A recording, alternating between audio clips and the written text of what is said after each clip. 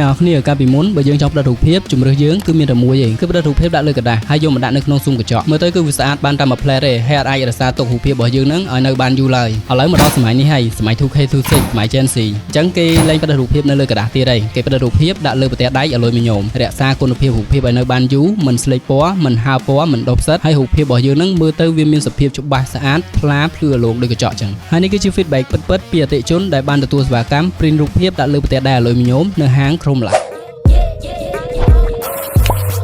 អត់ទេបើ print រូបហ្នឹងដាក់ទុកប្រើបានយូរមែនតែសារហ្មងអត់ទេខ្ញុំ print ម្ដងខ្ញុំពេញចិត្តហ្មង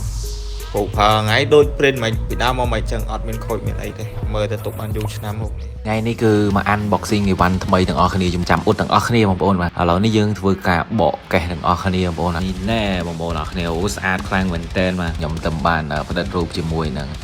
ម៉ាក់ឲ្យប៉ាខ្ញុំទេ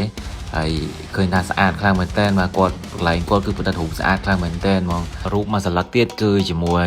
ឪចាស់ម៉ែចាស់ខ្ញុំបាទជាមួយតាហើយយាយខ្ញុំនៅក្នុងពេលវេលាដែលរូបភាពមួយអាចនិយាយជាងពីរាប់ពាន់